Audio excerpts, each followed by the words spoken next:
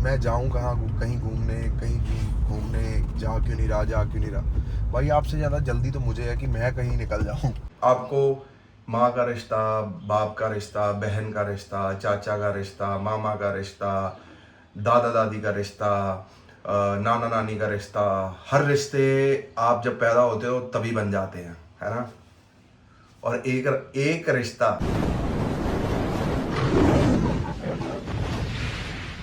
ਪਿੱਛੇ ਪਿੱਛੇ ਤੁਰਦੀ ਆ ਫੇਮ ਅੱਜ ਕੱਲ ਆਉਂਦਾ ਏ ਸਟਾਰਾਂ ਵਿੱਚ ਨੇਮ ਅੱਜ गुड मॉर्निंग गाइस। 3 दिन से हवा चल रही है, बारिश नहीं पड़ रही। आज मैं तैयार पहले हो गया, श्यामा प्यारी को मिल के नहीं आया, अभी वहीं से आ रहा हूँ मैं।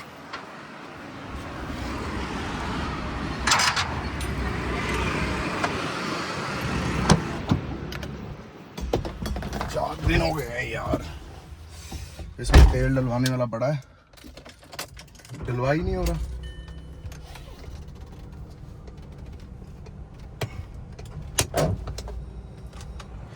आपको हैंड ब्रेक की बात बताता हूँ। ये हैंड ब्रेक ना पूरी ऊपर लगी हुई थी, तो तब ना मैं 2013-14 की बात होगी, तो चंडीगढ़ में ना मैं रहता था अपने कज़न के साथ, गोविंद के साथ।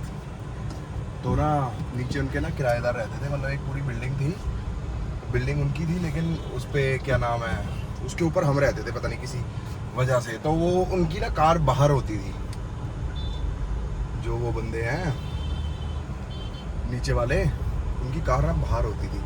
तो अपने पंगे लेने की बड़ी आदत होती थी गाइस। तो ना एक्चुअली रात को गाड़ी हम अंदर करते होते थे, तो सुबह को वो निकालते होते थे। भाई जी मैं ना हैंड ब्रेक यहाँ से लेके ना, वैगनआर थी वो, यहाँ तक ले आया मैं, मतलब हिसाब लगा लो हैंड ब्रेक यहाँ तक ले आया मैं। ते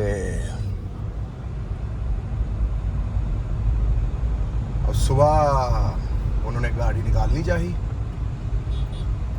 ते वो हैंड ब्रेक नीचे ना हो, अंकल ने 2 हाथ भी लगाए होंगे, ते तब भी बात ना बने। ते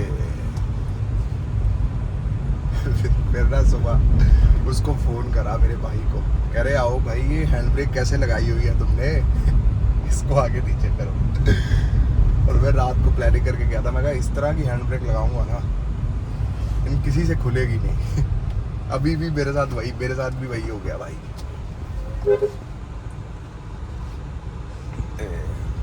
पता मैनू ऐदी निकल हो जाता साला।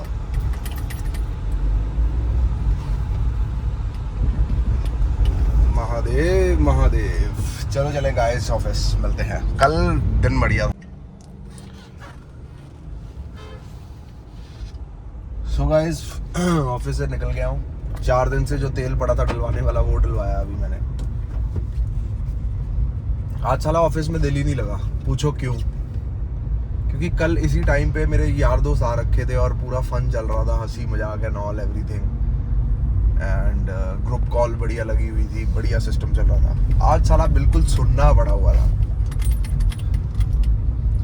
ऐसे हो जाता है ना जैसे घर पे फंक्शन हो और एकदम से सब नॉर्मल लाइफ में आ जाए, फिर साला कितना वियर्ड लगता है ना। मेरे को सबसे बेकार फीलिंग लगती है वो। इंसान यार हमेशा जश्न में क्यों नहीं रह सकता। नॉर्मल डेज मेरे को अच्छे नहीं लगते यार, पता नहीं क्यों। जितना आपको लगता होगा ना कि मैं जाऊं कहाँ, कहीं घूमने जा क्यों नहीं रहा भाई। आपसे ज़्यादा जल्दी तो मुझे है कि मैं कहीं निकल जाऊं, समझ रहे हो। बट दुनिया ऐसी चली है, ऐसे ही चलनी है। 4 दिन जश्न मना के, 5 दिन जश्न मना के, फन करके आपको नॉर्मल लाइफ में आना ही पड़ेगा, यही रूल है भाई। या तो फिर साली मेहनत इतनी कर लो ताकि फिर जो अगले कुछ साल हैं वो बढ़िया जश्न में गुजरे। क्योंकि देखो ये चीज़ तो बहुत क्लियर है कि जो चीज़ बहुत है वो बहुत कम होगी, ना हमेशा पीक रहेगी, ना हमेशा डाउनफॉल रहेगा। और ना हमेशा पैसे रहेंगे और ना हमेशा कमियां रहेंगी। आप समझ रहे हो? तो वही कहते हैं कि सस्टेनेबिलिटी इज द की। जो सस्टेन कर गया वही है मेन बंदा। ऐसा फन भी क्या फन कि फनी फन करते गए, फनी फन करते गए, उसी फन ने आपको फन मारा और आप मर गए। एज इन की मतलब आपने इतने पैसे खर्चा कर दिया, बाद में आपके पास कुछ बचा ही नहीं। समझे हो? और इतनी भी मायूसी और इतनी भी साली काम चोरी और नियत बुरी क्यों करनी कि खर्चा ही नहीं कर रहे। पता है अकाउंटों में भरे पड़े हैं, पर फिर भी साला 10 रुपए खर्चने की हिम्मत नहीं। जो मजा थोड़ा थोड़ा तंग रह के और खर्चा करने में मजा आता है ना गाइस, वो ना तो बिल्कुल ज्यादा पैसों में है, ना तो बिल्कुल कम पैसों में है। जिनके पास पैसे हैं उनके पास हुक्म नहीं है, और जिनके पास पैसे नहीं है वो तो बेचारे कर ही कुछ नहीं सकते। समझ रहे हो? हर प्रकार के बंदे को मैं मिल चुका हूँ, हर प्रकार, हर तबका, हर एरिया, हर सिस्टम। मतलब मैंने हर बंदे की लाइफ देखी है कि मतलब हमारा आप 600,000 ऐसे उड़ा देते हैं ना। मैं ऐसे बंदों के साथ भी बैठा हूँ कि मतलब जिसके पास 1,000 रुपया आ जाए 10-15 दिनों के बाद, तो उनके घर में कुछ अच्छा पकवान बनाया जाता है। देखो 1,000 रुपए की वैल्यू। कहीं 1,000 कुछ नहीं समझा जा रहा और कहीं 1,000 आने पे जश्न मनाया जा रहा है। इसलिए भगवान की मार से साला इतना डर लगता है कि कुछ नहीं पता जीवन में कि क्या कब कैसे हो जाएगा भैया। अब देख रहे हो 1,000 रुपया कह रहा भाई सही बताऊं, 1,000 रुपया भी आ जाए तो साला जश्न हो जाता है। मैं ऐसे बंदों के पास बैठा हूँ, और जिनको मतलब 5 रुपए क्या होते हैं गाइस। 5 रुपए खर्चने पड़े और उसकी दवाई लेने पड़े, वो तकलीफ सह लेंगे, 5 रुपए नहीं खर्चेंगे भाई दवाई के लिए। इस तरह के बंदे हैं भैया मार्केट में, इस तरह के बंदे। देखो कितना अच्छा रख रखा है भगवान ने। शुक्राना ग्रेटिट्यूड क्यों ना करें? एक रीजन बता दो कि शुक्राना ग्रेटिट्यूड क्यों ना करें। शुक्राना ही शुक्राना करें guys. Be thankful to everything, be thankful to everything. जो कुछ भी अभी हम अच्छा खा रहे हैं, पी रहे हैं, अच्छा घूम रहे हैं, मतलब हर चीज अच्छी ना यार। प्यार करने वाले लोग हैं यार, पिता माता अच्छे मिले हुए हैं, भाई बहन अच्छे मिले हुए हैं, किस्मत है भाई। टच वुड यार। I am so grateful even for the little things यार। मैं मतलब इस पोलो में भी घूम रहा हूँ ना, तो आई एम वेरी थैंकफुल कि थैंक यू गॉड यार, थैंक यू भाई। लोगों के सपने हैं भाई कि 2 व्हीलर ले लें, बाइक ले लें। बहुत डर लगता है भाई, भगवान से बड़ा ही डर लगता है। भगवान को अगर ध्यान से देखो ना, तो उससे डरावनी चीज कुछ नहीं है। बचता वही है जो सही धर्म पे चलता है और सच्चाई पे चलता है। बाय गाइस, बाई दुखड़ ला पई मेरी। Good morning guys. 5:30 हो गए हैं। कितने 5 हो गए हैं? 5:30।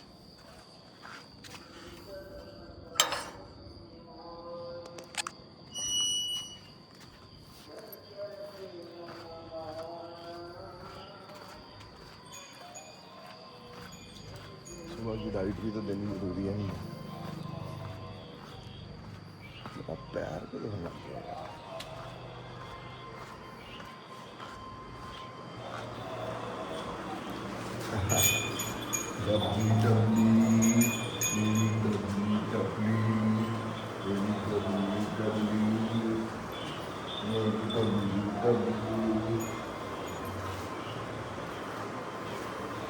कैसी है प्यारी? कैसी है बताओ? हाँ कैसी है? ठीक है। कैसी है? ठीक है। धन्यवाद।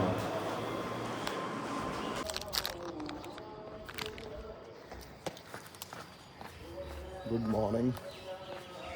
मेरा फ्रेंड आया हुआ है बाहर मिलने मुझसे ना, साला सुबह सुबह ही आ गया। पता नहीं इसको अकल कब आएगी यार। इसको पता नहीं है कि मेरे को जिम जाना है और ये वो फलाना, इसको पता नहीं है क्या?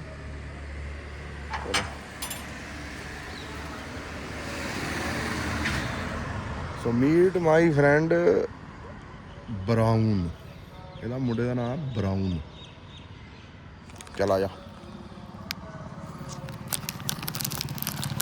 तेरा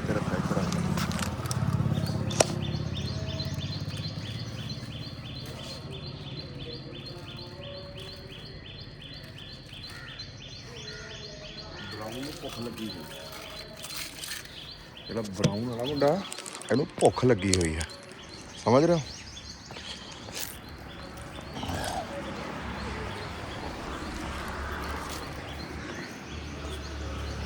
ਉਹ ਬਲੈਕ ਵਾਲਾ ਵੀ ਆ ਗਿਆ।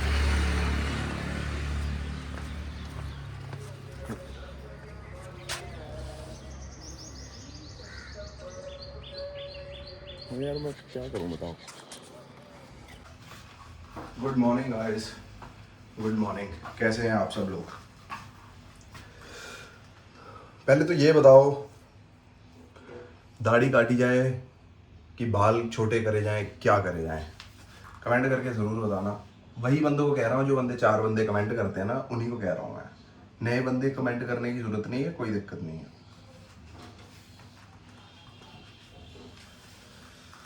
हाँ, कमेंट कर दिया करो यार, सब्सक्राइब कर दिया करो, लाइक कर दिया करो, हाइप कर दिया करो। तो और बताओ गाइस, कल तो ऑफिस में ना बड़ा और हिसाब का गुजरिया मेरा दिन। सुन्न नहीं पड़ जाती, सुन्न उस तरह की सुन्न पड़ गई अभी कि रोज मिलते हैं रोज। बट ठीक है, लाइफ यही है भाई। एंड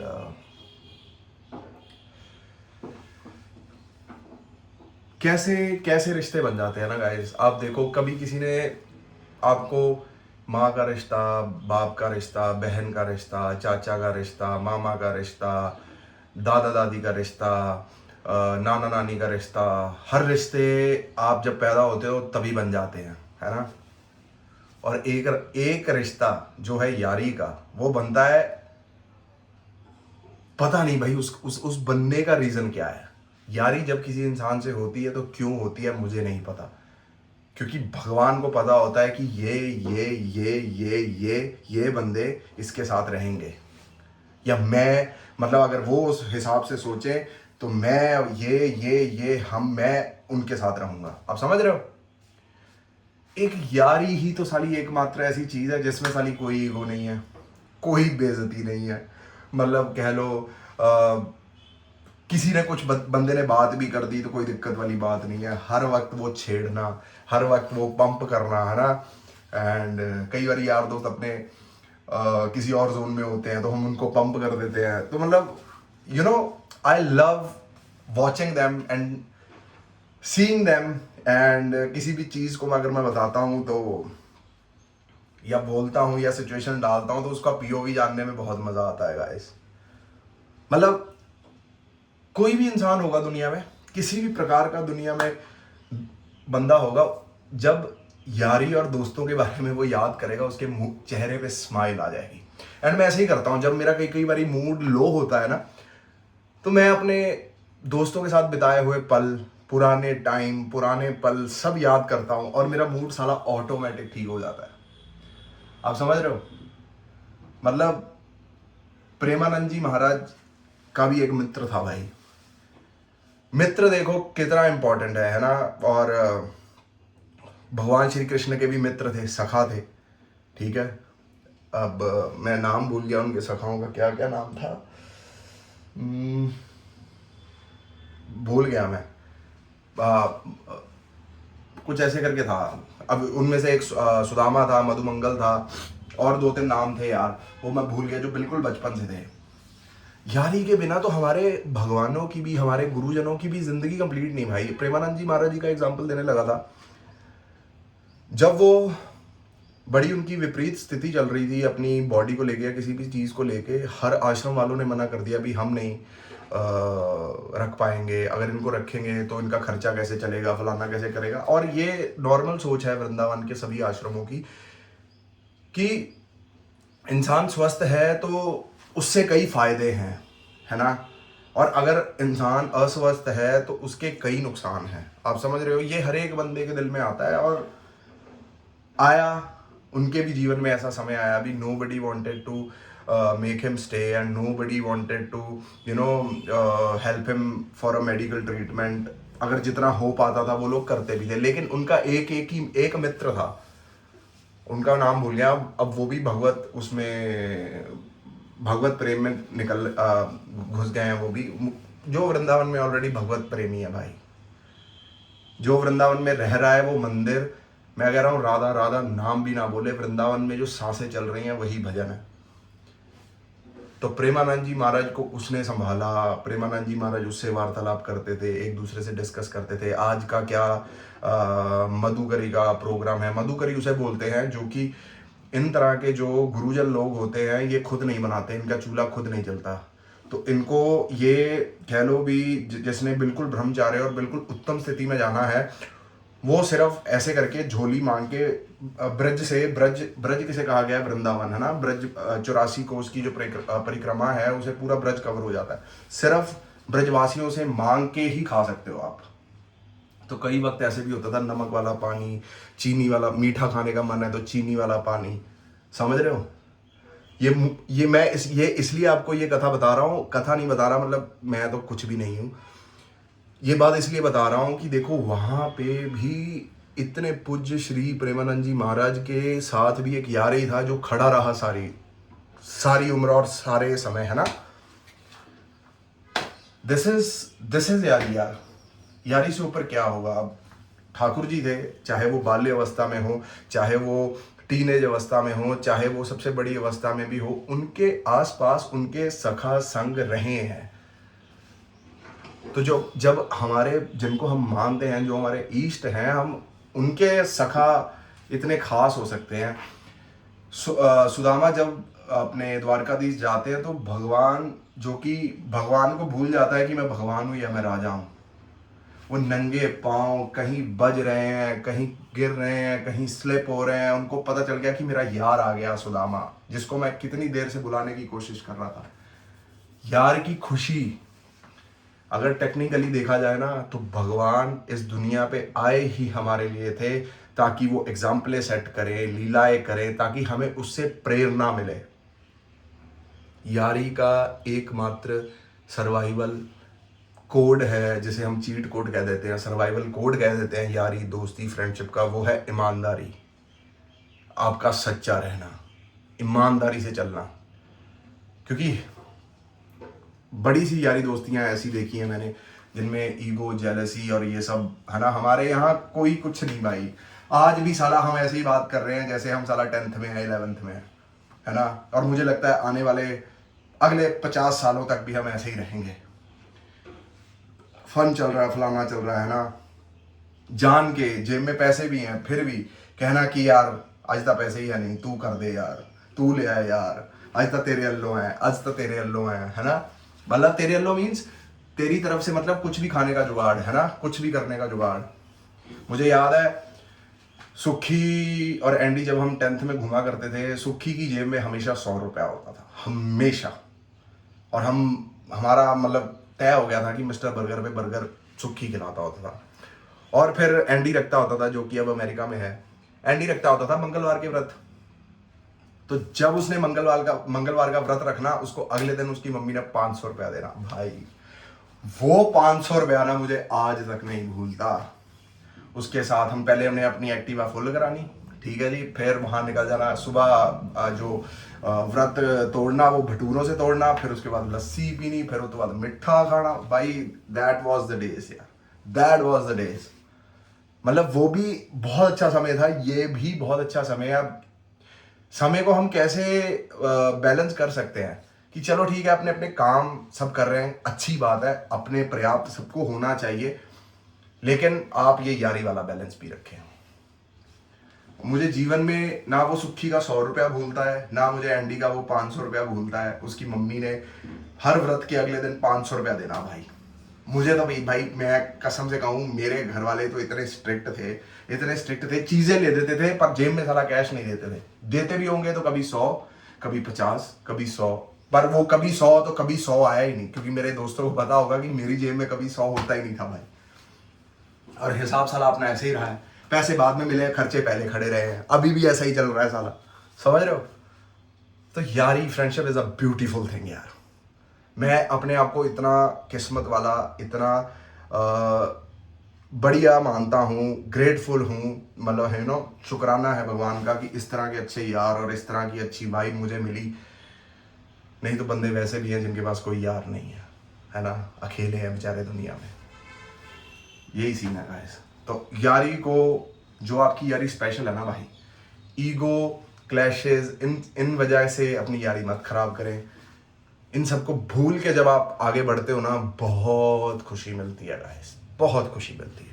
तो चलो गाइस, इस ब्लॉग को करते हैं यहीं पर एंड, फिर मुलाकात होगी आप सबसे कल। टिल देन लाइक करें, शेयर करें, सब्सक्राइब करें। हर हर महादेव गाइस, राधे राधे, जय माता दी।